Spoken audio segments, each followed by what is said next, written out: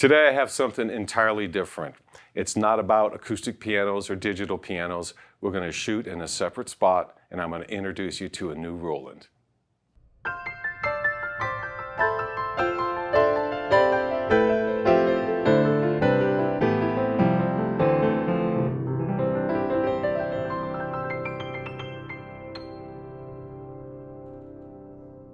Hi, this is Ted Barsley with Alamo Piano Galleries. If you haven't already, please subscribe to the channel. And if you have any questions or comments or any statements about this video or any of the product, if there's product you want to look at, please go to alamopianogalleries.com and shop our store online. A lot of the things you're going to see in this video will be getting on there if they're not there yet. They're kind of new to us posting them for sale, and as promised, there's a Roland involved. And I wanted to also mention this. We have all of the inventory that's in all the other videos on the piano channel is, for the most part, should be on alamopianogalleries.com. So without any further ado, as promised, I said I have a Roland to introduce you. So here it is. Come on in. This is Roland Perez. Hello. He is the new boss of the Alamo Music Center Sound Lab. And you should be seeing his videos probably by the end of this week. I think he's already shot a couple of them. Yeah, already shot 3 of them so far. One of them should be posted today on a Sequential Circuits Prophet 10 synthesizer from back in the early 80s. And there's a couple more coming up, and we have a lot more to film. So a little bit about Roland. Has I don't know how many years in the music industry. 26. 26. Okay, so he's been in the music industry about as long as I have. And with that, this is what I know, and he may correct me and give you more details.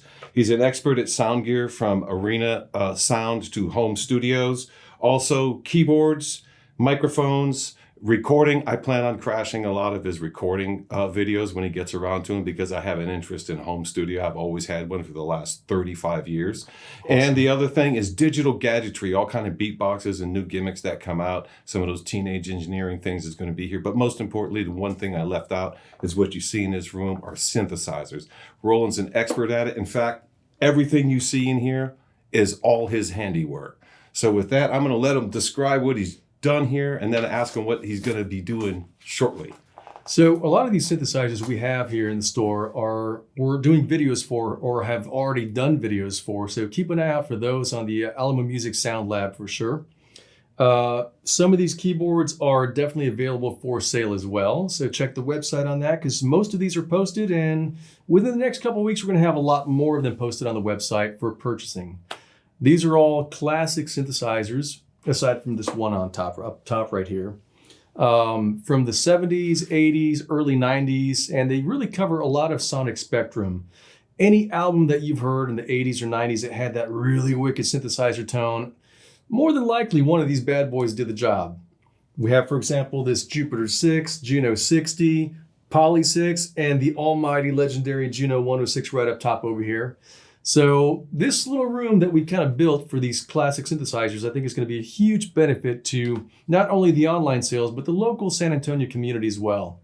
If you have any questions or need more information about these classic synthesizers, please let us know. And by all means, as always, check out the Sound Lab online on YouTube, and check out the website. And I guess back to you, my friend. Yeah, the other thing too I wanted to mention is there's going to be some really cool B-roll in this video, because there's stacks of stuff behind the camera off to the side, and it's kind of a small room. It's a little quaint, but it's about the perfect size to come in here and fool around with all these keyboards. They're not just here on display. These things are all connected. I think there is a total of we've got 16. The Yamaha H8 system, or DHR10s.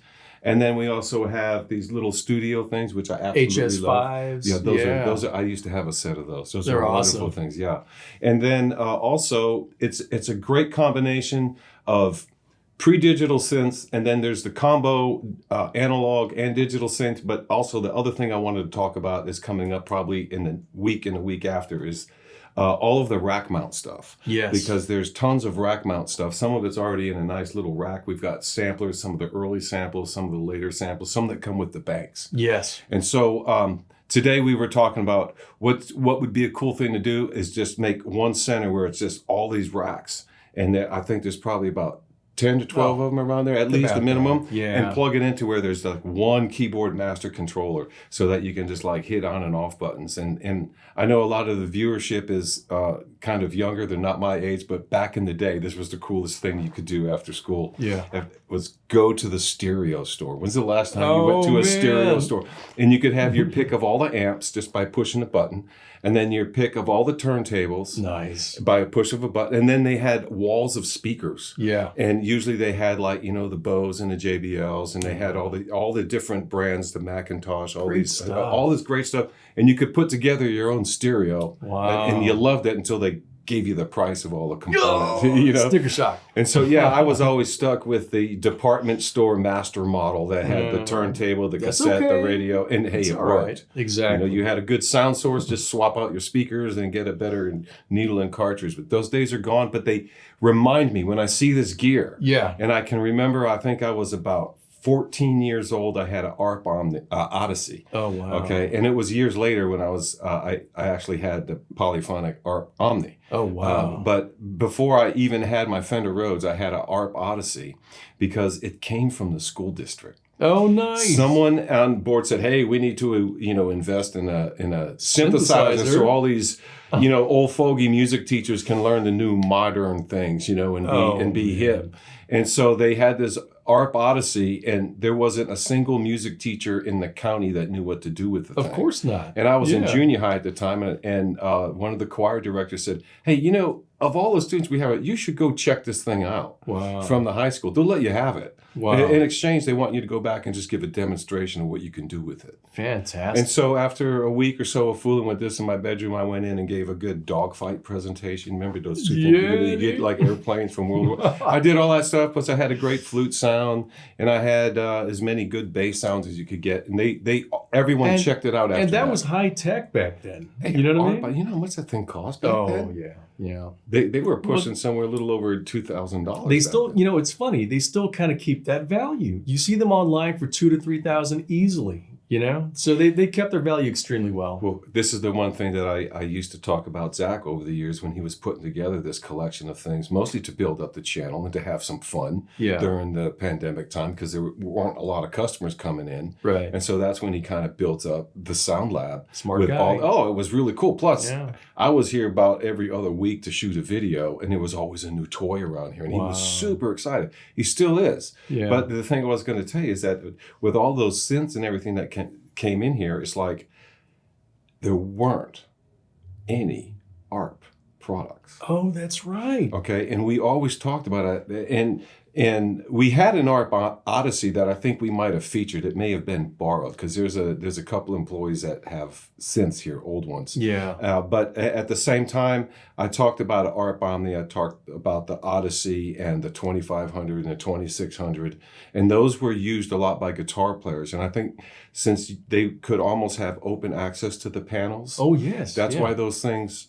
aren't really on the market a whole lot because there's other people other than keyboardists that are looking for those things, for the filters and the oscillators, the parts that were inside. Well, that makes sense. So but we haven't had any ARPs, and that's the only thing that I could say about this great collection. But I was super impressed because just the age difference alone. Yeah. Between like me and the guy that's putting together this collection. Yes. Okay. Yeah. So it's like he went after the 80s and 90s keyboards, and then he would go back as he could find the good quality 70s ones. Right. And by the time the ARPs came along, whether it was any of the other single ones they had in Mirage, they had all different kind of things in there. Wow.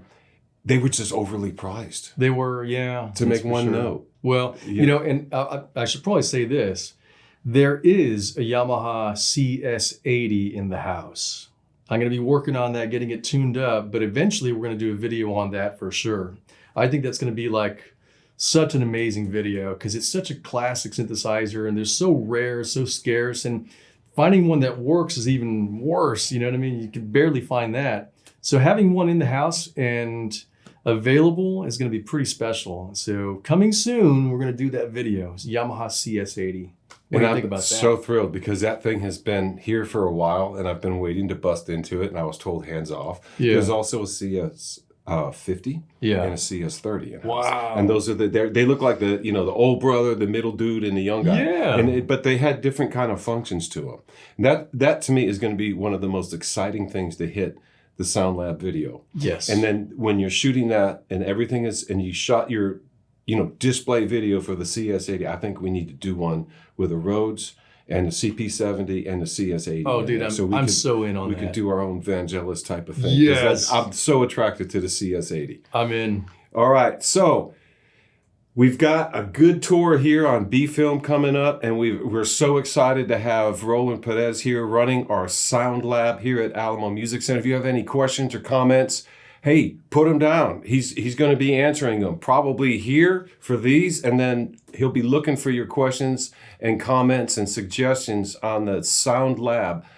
channel here on our YouTube TV for Alamo Music Center. Again, I am Ted Barcelou with Alamo Piano Galleries, and Roland Perez with the Alamo Music Sound Lab. And I brought you a new Roland today as promised. Thank you so much for your viewership. We'll be seeing you next time.